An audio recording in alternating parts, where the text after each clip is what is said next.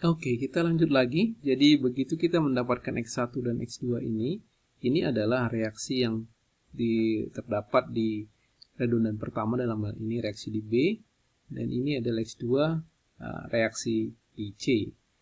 Untuk kelengkapan reaksi peletakan dan bidang geser dari bidang momen, karena kita menghitung defleksinya itu menggunakan persamaan, kita tidak lengkap informasinya kalau kita menjumlahkan case 0 plus case 1 plus case 2 seperti contoh sebelumnya, karena kita tidak punya reaksi di masing-masing case. Yang kita punya adalah hanya defleksi, makanya defleksi aja yang kita bisa lakukan penjumlahan. Nah, yang bisa kita lakukan adalah kita kembali ke strukturnya, karena sekarang BY dan CY sudah kita peroleh, maka struktur ini sebenarnya sudah menjadi struktur statis tertentu. Ini bayangkan BY itu bukan lagi peletakan, tapi gaya yang diberikan di B dan gaya diberikan di C, bukan lagi peletakan. Makanya dengan itu kita bisa dengan mudah mencari nilai AY dalam hal ini ya. Berapa nilai AY-nya? Kita menggunakan persamaan di gaya-gaya vertikal sama dengan 0.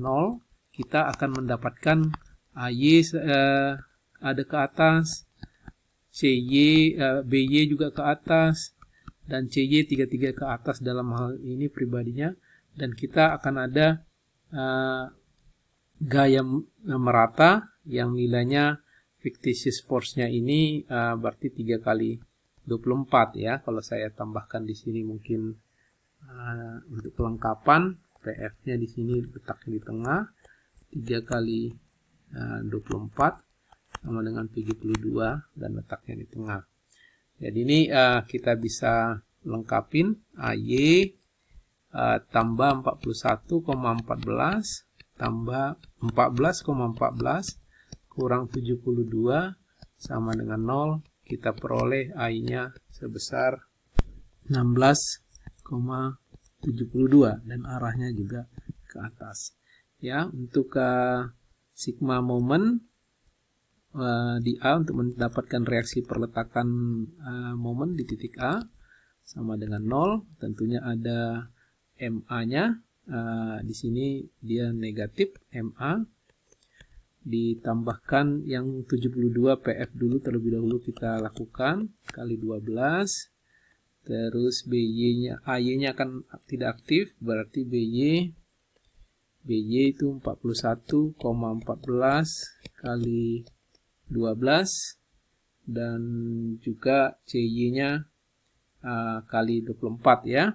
Di sini CY-nya 14,14 kali 24. Ngomong-ngomong sebenarnya jarak momennya mereka itu yang ini adalah negatif ya, sorry ya, 14 karena dia berlawanan arah jarum jam, sehingga di sini dapatlah MA-nya sama dengan 30,96 ya, arahnya benar sesuai dengan asumsi kita semula. Oke, jadi dengan itu kita bisa mengerjakan bidang geser dan bidang momennya. Ini saya tandakan di sini tadi 16,72, ini 30,96. Ya, jadi langkah awalnya kembali kita melakukan bidang geser, yaitu mulai dari titik ini nilai kita ketemu dengan AY berarti nilainya 16, kalau ini mungkin satu ini kotak 5 sekitar segini lah ya, 16,72. Kemudian 16,72 ini akan didorong sepanjang beban ini, ada beban ke bawah yang totalnya 3 kali 12 36. Berarti ini dia akan berakhir di sini di 19,28 ya, sekitar sini.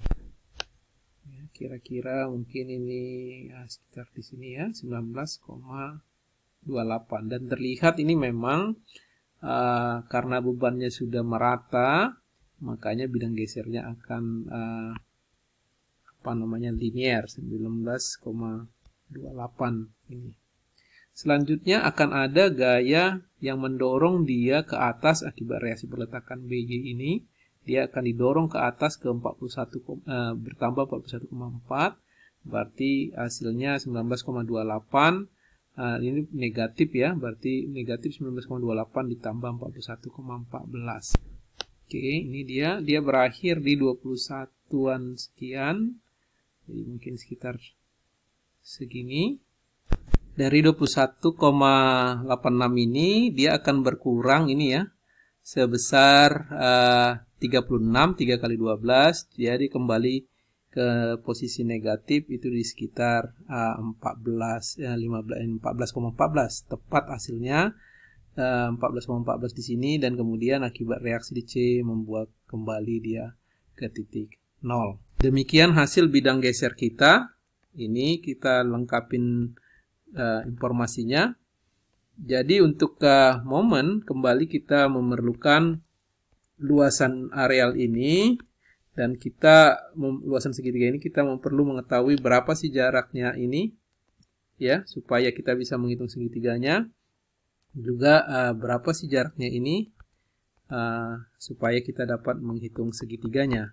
Jadi untuk yang pertama tadi itu kemarin kan sudah saya sampaikan bahwa untuk mendapatkan nilainya, kita lihat posisinya ini kan 16,72. Ya, 16,72. Kemudian dia setiap maju satu satuan kaki di sini, dia turun 3 kan? Makanya dia begitu sampai di B, dia udah turun 36. Makanya perbedaan ini di sini 36. Jadi untuk mendapatkan dia turun berapa supaya dia mencapai 0, yaitu berarti 16. Kalau ini 16,72 dikurangin 3 kali X kan, berarti X-nya itu nanti dapat 16,72 dibagikan X. Dibagikan 3. Ya, ini dapatnya ini 5,57, sehingga yang ini kita dapat 6,43 karena panjangnya totalnya 12. Dengan cara yang sama ya, ini juga bisa kita cari jaraknya 21,86 dibagi 3, turun-turun berapa ya. Jadi supaya formal ini saya tuliskan aja sebagai contoh ke sini. Jadi 21,86 kurang 3 kali X. Berapa sih X-nya supaya nanti hasilnya 0. Makanya 3 itu adalah beban merata yang menyebabkan dia turun 3 satuan gaya per satuan panjang. Makanya 2186 dibagi 3 ya di sini. Hasilnya ini 7,29 ya. Ini 4,71. Oke, jadi kita udah dapat bidang gesernya dengan lengkap, sehingga kita nanti menghitung luasan segitiga masing-masing ini untuk mendapatkan nilai luasannya, lalu kita tambahkan menjadi bidang momen. Jadi bidang momennya ini mulai di 30,96. Ingat ini adalah momen negatif ya. Jadi dia membuat posisi sedih, muka sedih ya, melengkung ke atas ya. Jadi ini posisinya di kira-kira 30 ya, mungkin ini ya posisinya di sini ya. Sebentar saya tambahkan mungkin garis bantu di posisi 0 ini, karena disitulah nanti momen itu akan mencapai maksimumnya. Oke, ini udah saya siapkan garis bantunya, dan juga sudah saya hitungkan luasan masing-masing areal segitiga ini. Ya, ini di sini nilainya. Ya, ini nilainya tadi ya, sudah saya tambahkan. Lalu kita mulai dengan posisi di 30,96. Jadi mungkin ini satu kotak 10, berarti sekitar kira-kira di sini ya, 30,96. Lalu kemudian kita tambahkan dengan itu posisinya negatif ya. Tambahkan dengan areal ini, itu dia akan berakhir di sini dan kemudian kita tambahkan dengan areal ini, dia kembali lagi ke sini. Dan ini dia, ingat ini akan menjadi, karena gesernya sudah garisnya sudah linear untuk digeser, maka momennya itu akan melengkung seperti begini ya. Kemudian dia melengkung lagi ke atas, dan kemudian dia akan melengkung ke bawah karena ada areal positif ini tambahkannya, dan dia akan kembali ke sini, ke 0 sini dengan menjumlahkan arealnya ya. Jadi begitu prosesnya. Jadi kalau di daerah sini dia 30,96 ditambahkan 46,56 areal yang ini tadi ya, areal 1 ini sama dengan di posisi positif 15,60. Kemudian nanti di sini dia akan naik ya. Kalau 15 mungkin ya sekitar di sini ya. Jadi ini mungkin saya sketsakan sebentar. Kira-kira begitu. Kemudian dia akan naik di sini. Dia di sininya berarti 15,60 dikurang 61,99 ya. Areal yang ini tadi A2 ini hasilnya di minus 46,38. Jadi kira-kira 10, 20, 30, 40, 5, 46. Kira-kira di sini 46,38. Nah, ini jadi dia akan melengkung ya, kira-kira begini ya. Ya, ini kita bisa buang. Nah, kemudian dia akan di daerah sini nanti di ini adalah minus 46,38 ditambahkan areal yang A3 ini itu plus 79,68, itu hasilnya 33,30. Dan kemudian di sini nah ini mungkin 33, kalau ini tadi 15. Oh, ini sebenarnya mungkin ini di sini ya, kalau dia mau skala ya, ini di sini dia 15, kira-kira 15,60. Nanti kita perbaikin lagi nih ya.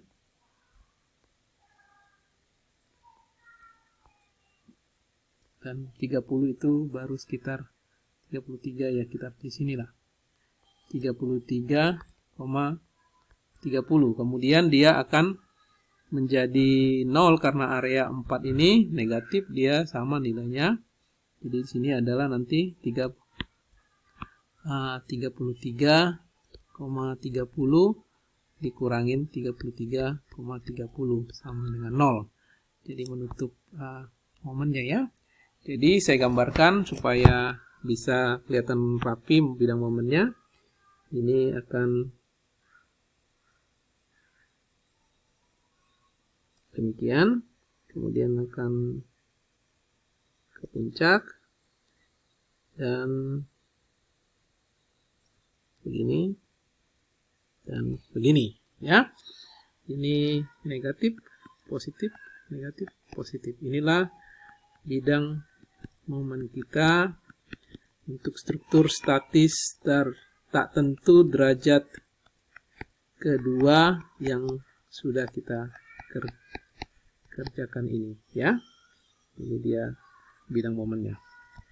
Nah, satu hal yang perlu dipahami ketika ada peletakan di tengah begini, memang biasanya momennya akan negatif ya. Peletakan B begini ya, dia akan negatif, di kiri kanannya sama. Itu satu indikasi momennya.